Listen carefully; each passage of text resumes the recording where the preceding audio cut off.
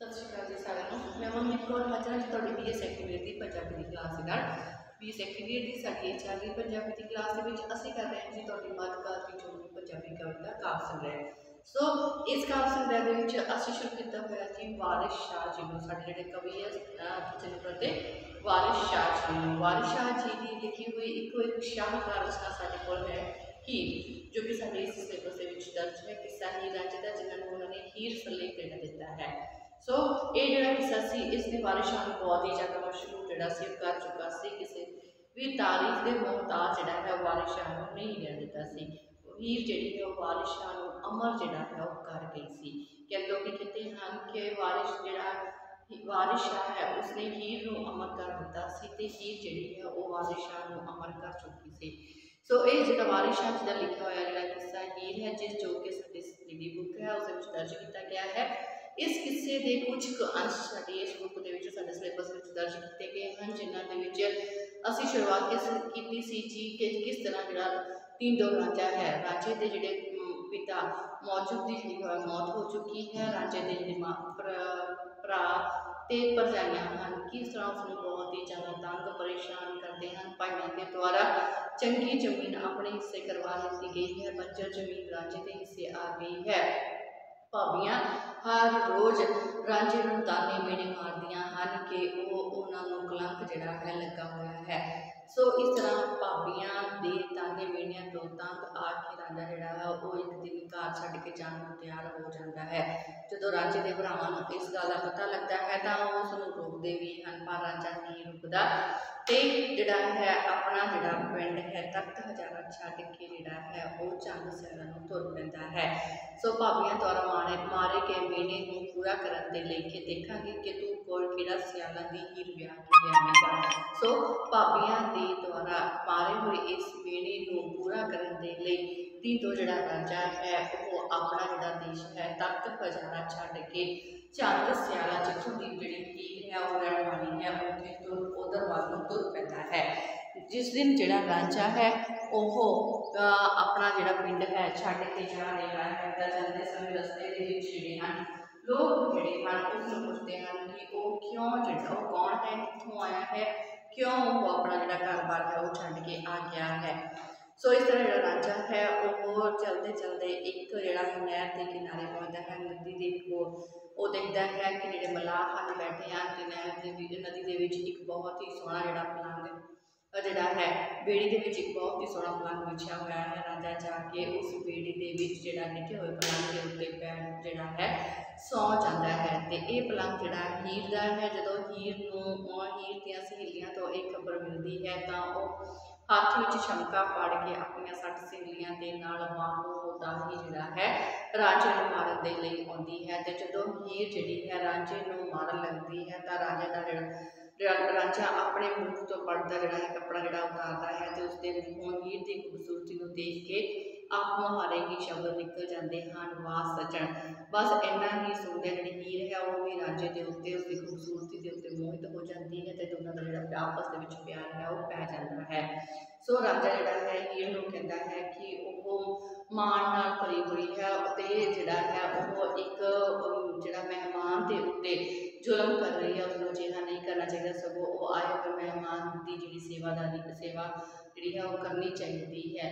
सो जी हीर है वो अपना गुनाह कबूल करती हुई राजे को कहती है कि उसका सब कुछ हुण राजे का ही हो चुका है क्योंकि हीर है और राजे के उत्ते जो आशिक है वो हो चुकी थी। सो इस तरह राजे हीर ते राजे का आपस में प्यार जोड़ा है पै जाता है। फिर हीर ते राजे के जोड़े प्यार दियाँ गल्लां जिहड़ियां हन उन्हां दे घर तक पहुँच जांदियां हीर दे माता पिता नूं हीर दे जोड़ा प्यार के बारे में रांझे के नाल जोड़ा पता लग जाता है तो उस जोड़ा वो जोड़े हैं हीर का जोड़ा ब्याह है वो सैदे खेड़े के नाल जोड़ा है करना मंजूर कर लेंदे हैं। हीर जिहड़ी कि रांझे नूं चाहुंदी है वो सैदे खेड़े के नाल ब्याह कराउण दे लई तैयार नहीं है। सो काजी जोड़ा हीर नूं समझाउंदा है कि उसको अपने माता पिता की जी गल मान लैनी चाहिए है तो उन्होंने उसके लिए यही चंगा है कि वह सैदे खेड़े के नाल जो ब्याह है करा लवे। पर जी हीर है वो किसी तरीके भी काजी नाल बहस तो नहीं हारती तो जोड़ा काजी को कहती है कि उता वड्डी खोर है रिश्ता लैके जोड़ा है न्याय करता है। सो वो जोड़ा है अपने पक्ष बोलती हुई कहती है कि उसका जो ब्याह है वो तो हजरत मुहम्मद साहिब ने उन्होंने जो निकाह है वो तो आप पढ़ाया सी ते रब के फरिश्तियां ने इसकी सिरजना जी है उसकी सिरजना की जी होंद है उसको दृढ़ किया सी। सो वो जी है अपनी गल सच करने के लिए उदाहरण देती हुई कहती है कि इस निकाह की वकालत करने वाला जोड़ा है कहते बड़ा सूफी जोड़ा है सब इस जग का सब तो बड़ा सूफी आप इस निकाह की वकालत करने वाला सी। ते उस समय रब के कथन हजरत मुहम्मद साहिब तक पहुँचाने वाला फरिश्ता इजराइल और क़यामत वाले दिनों में बिगल बचाने वाला फरिश्ता इसराफील जोड़े हैं वो सारे के सारे चारे के चारे इस मौके पर मौजूद सन। सो हीर ने काजी ने पूछा कि रब की दरगाह के नबी के फरिश्तियां द्वारा किए गए निकाह को तोड़ के उसका जो ब्याह है दूसरे नाल करने की आग्या उसको कौन दे रहा है। सो अजिहा करना सरां के उल्ट है, इस सरां की उलंघना है। सो हीर जी है वो काजी के नाल जी बहसबाजी है वो कर रही है। सो इतने तक जोड़ा सी जी साडी पिछले क्लासा कर चुके हैं। सो उस तो जो अगला किस्से का जो कुछ भाग बाकी है वो असीं अज जोड़ा है साडी इस क्लास के करन जा रहे हैं। सो हीर ते काजी की आपसी जी बहस है वो कितों तक जाके पुजती है वो असीं चल करांगे जी अज साडी क्लास के हीर फिर की कहती है कि हीर कहती है कि जिहड़े सिदक दे जिहड़े सिदक इश्क की अग ते ताऊ तत्ते जिहड़े इश्क की अग ते ताऊ तत्ते जिन्ना दोजखां नाल की वास्ताई कहते जिन्ना एक ते नाम ते सिदक बंदा उन्ना फिक्र अदेसड़ा कासदाई आखिर सिदक यकीन दे काम पोशी मौत चरग इस पुतला मासदाई दोजख मोहरियां मिलन बेसिदक झूठे जिन्ना बाण तकना आस पासदाई। सो जी हीर है वो जी काजी जोड़ा है अपनी जी अपने आप को सच्ची जोड़ा है साबित करती हुई अपने आप का पग पूरती ही अपने राज्य की राज्य की जी प्रीत कहानी है उसका पग पूरती हुई काजी जी है वो कहती है कि जिस इश्क दृढ़ रहने वाले जोड़े हैं वो किसी भी सज़ा की परवाह नहीं करते। सो हीर ने दोजखां की अग का डरावा पाप जोड़ा है नरक की अग का डरावा दे रहे काजी ने कहा कि इश्क की अग के जोड़े तपे होंगे हैं जोड़े आशिक इश्क की अग के तपे होंगे हैं उन्होंने नरक की अग की कोई भी परवाह जी है वो नहीं होती। जिन्होंने सिर्फ एक ही प्रेमी नाल जुड़ के रहन का फैसला कर लिया होवे कहते उन्होंने किसी होर चीज़ का फिक्र फाका फिर नहीं रहता। सो अखीर सिदक ते यकीन ही जिहड़ा है काम आउंदा है क्योंकि जिस शरीर रूपी पुतले नूं कहता जिहड़ा ये साडा शरीर रूपी पुतला है इस नूं तां मौत का चिराग झपट के लै जाएगा। जिहड़े सिदक है वो ही इत्थे दुनिया ते रह जाएगा। जिहड़े बेसिदके लोग होंदे हन कहते बेसिदकियां अते झूठियां ते जिन्हों इधर उधर का आसरा भालन की आदत पै होंदी है उन्होंने अगे जाके फिर नरकों के विच ही पैना पैंदा है।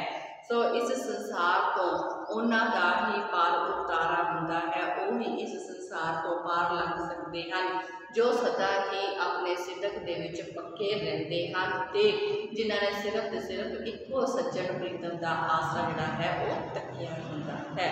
सो अगे फिर जोड़ा है काज जोड़ा है वो की कहता है कहते लिखिया विच कुरान किताब दे है लिखिया विच कुरान किताब दे है गुनाहगार खुदाए दा चोर है नी हुक्म मां ते बाप दा ना दा मन लैना यह राह तकीर दा चोर है नी जिन्ना ना मन्निया पछोता रोसण पैर वेख के चूर दा मोर है नी जो कुछ माओ ते बाप ते असी करिए उत्थे तुददा कुछ होर ना जोर है नी। सो जो काजी है वो अपना पक्ष बोलता हुआ कहता है कि हीर नूं मापियां दे आखे सैदे खेड़े दे नाल निकाह कर लेना चाहिए है। सो इस लिए काजी जोड़ा है वो कह रहा है काजी ने इन्हों कहा कि इस्लाम की पवित्र पुस्तक कुरान शरीफ के विच लिखिया होया है कि जिहड़े लोग सरां की उलंघना करने वाले होंदे हन वो गुनाहगार रब दे चोर समझे जाते हैं। जो सरां के नियमां की उलंघना करने वाले होंदे हैं वो गुनाहगार होंदे हैं तो उन्होंने रब दे चोर जिहड़ा है वो मन्निया जाता है। सरां दा जोर इसे तरीके उपर है कि कुड़ी जिहड़ी है वो ब्याह दे लई मापियां दा हुक्म मन्ने। कहंदे हुक्म माओ ते बाप दा मन लेना ये राह तकीर दा जोर है नहीं। सो जिहड़ा सरां दा हुक्म ता यही है, सरां दा जोर जिहड़ा है इस जिहड़ा है वो इस राह दे तरीके उपर है कि कुड़ी दे ब्याह दे लई मां बाप दा हुक्म जिहड़ा उसनूं मनना चाहिदा है। सो जिन्ना ना मन्निया पछतार सन। सो जिहड़े सरां दे नियमां नूं नहीं मनदे उन्हां नूं अंत विच पछताउणा पैंदा है ते ओह लोक रोंदे फिरदे हन। उन्हां दी जिहड़ी हालत है फिर कहंदे पैर वेख के झूर दा मोड़ है नहीं। उन्हां दी हालत फिर जिहड़ी है इस तरह की हो जाती है कि जिहड़ी अपनी सोहनी सूरत के मुकाबले पैरां नूं वेख के झूरदे होए मोर वर्गी जिहड़ी उन्हां दी हालत है हो जाती है। जो कुछ माओ ते बाप ते असी करिए उत्थे दुध दा कुछ ना जोर है नहीं। सो काजी कह रहा है कि जो कुछ वो उसके माँ बाप करनगे उसके अगे हीर का कोई भी जोर जिहड़ा है वो नहीं चलेगा। सो इस तरह जिहड़ा काजी है वो अपना पक्ष पूरदा है, हीर अपना पक्ष पूरदी है। हीर की काजी की जिहड़ी बहस है वो दिनों दिन जिहड़ी है अगे दी अगे जिहड़ी है वो बढ़ती जाती है। सो हीर ते काजी की जिहड़ी बहस है वो होर किस तरह अगे बढ़ती है। सो असीं देखते हैं जी साडे अगले पैरे दे विच। सो हीर की कहती है, कहती काजी माओ ते बाप इकरार किया, काजी माओ ते बाप इकरार किया हीर रांझे दे नाल विआउणी है। असां उस दे नाल चाकौल किया लब गोर ते तीक निभाउणी है। अंत रांझे नूं हीर परना देनी कोई रोज दी यह परौणी है। वारिस शाह ना जानते मंझ कमले, वारिस शाह ना जानते मंझ कमले खोरिस शेर दी गदे नूं टौणी है।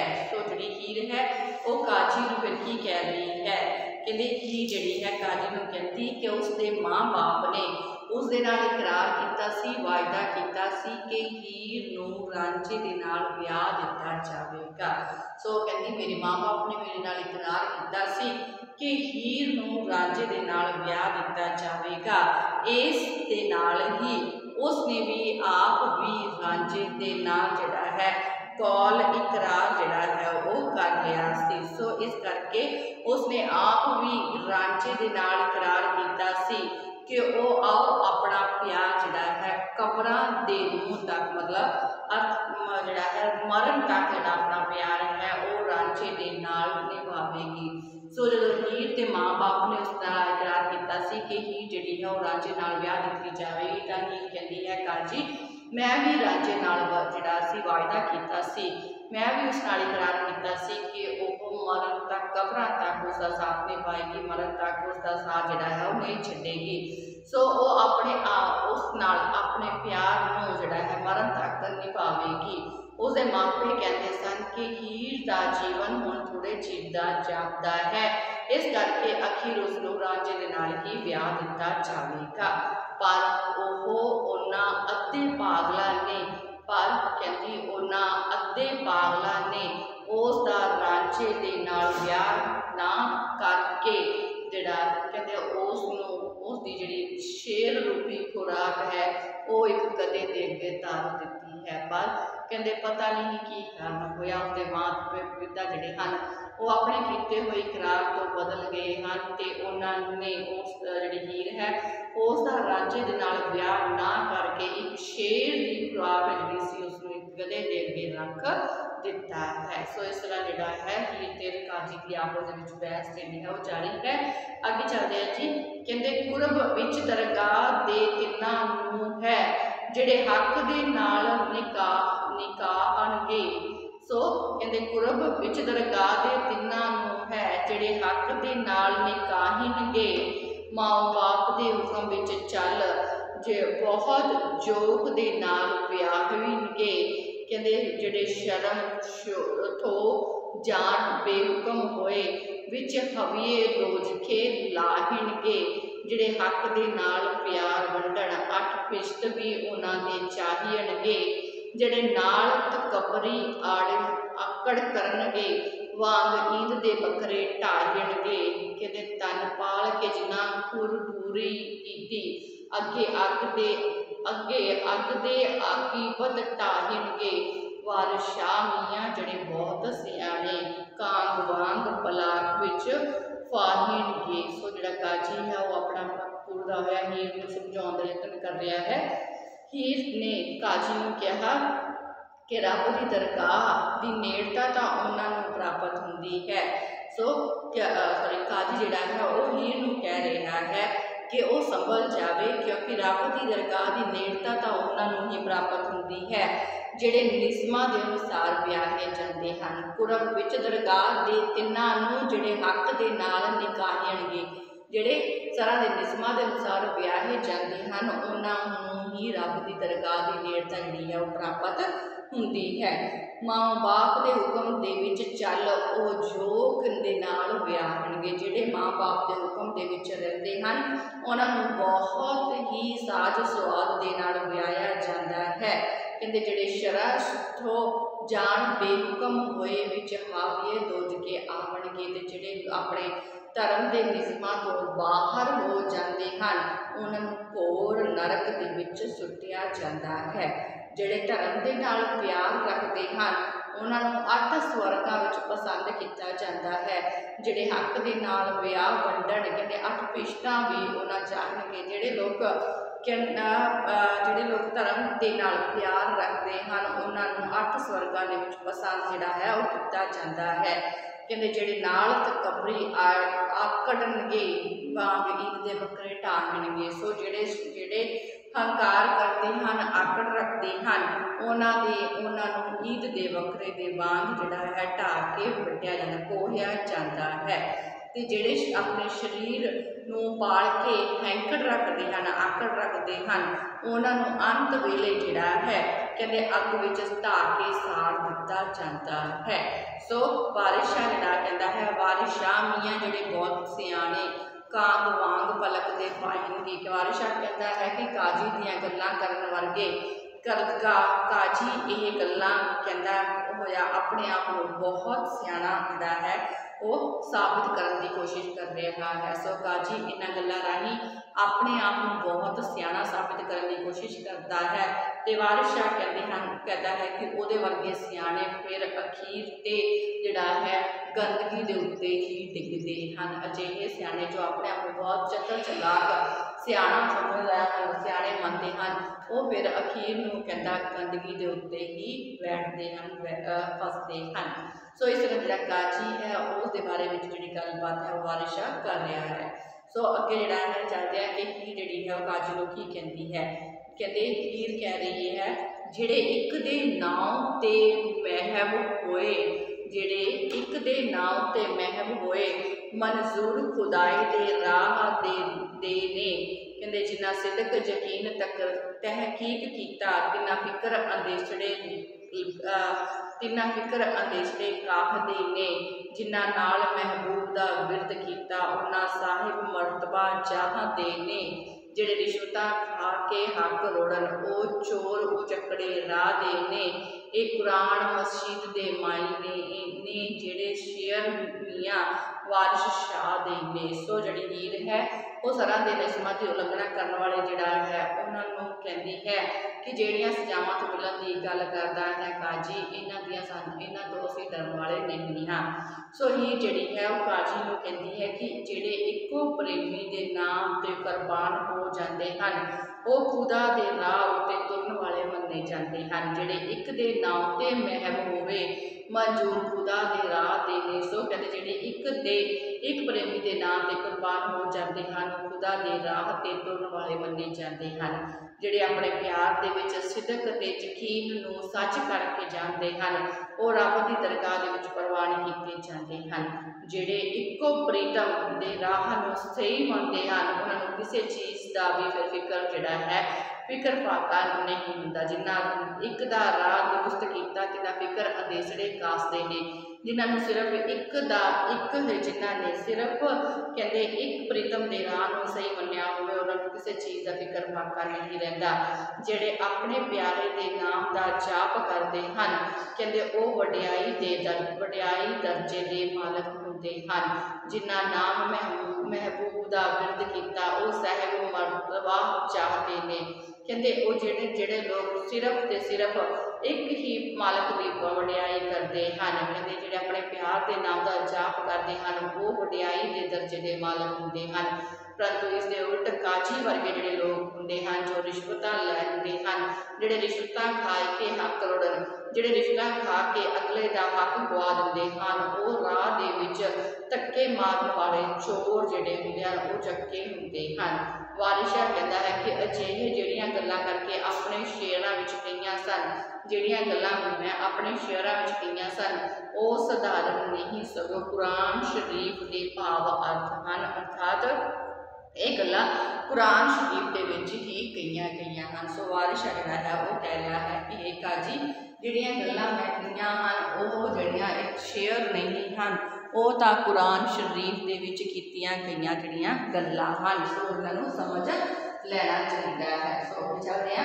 ਕਹਿੰਦੇ ਕਾਜੀ ਆਖਿਆ ਇਹ ਜੋ ਰੋੜ ਪੁੱਕਾ ਹੀਰ ਝਗੜਿਆਂ ਨਾਲ ਨਾ ਹਾਨੀ, ਇਹ ਲਿਆਓ ਪਕੜੋ ਨਿਕਾਹ ਮੂੰਹ ਬੰਨ ਇਸਦਾ, ਮਤਾ ਕੋਈ ਫਸਾਦ ਗੁਜ਼ਾਰਨੀ, ਛੱਡ ਮਸਜਿਦਾਂ ਦਾਇਰਿਆਂ ਵਿੱਚ ਵੜਦੀ, ਛੱਡ ਬੱਕਰੀਆਂ ਸੂਰੀਆਂ ਚਾਰਨੀ, ਵਾਰਿਸ ਸ਼ਾਹ ਮਦਾਨੀ ਹੈ ਹੀਰ ਜੱਟੀ, ਇਸ਼ਕ ਦਹੀਂ ਦਾ ਘਿਓ ਨਿਤਾਰਦੀ ਹੈ। ਸੋ ਜਿਹੜਾ ਕਾਜੀ ਹੈ ਉਹ ਹੁਣ ਹੀਰ ਬਾਰੇ ਕਹਿ ਰਿਹਾ ਕਿ ਹੀਰ ਜਿਹੜੀ ਉਹ ਪੱਕੀ ਢੀਠ ਹੈ, ਉਹ ਬਹਿਸ ਦੇ ਵਿੱਚ ਹਾਰਦੀ ਨਹੀਂ ਹੈ।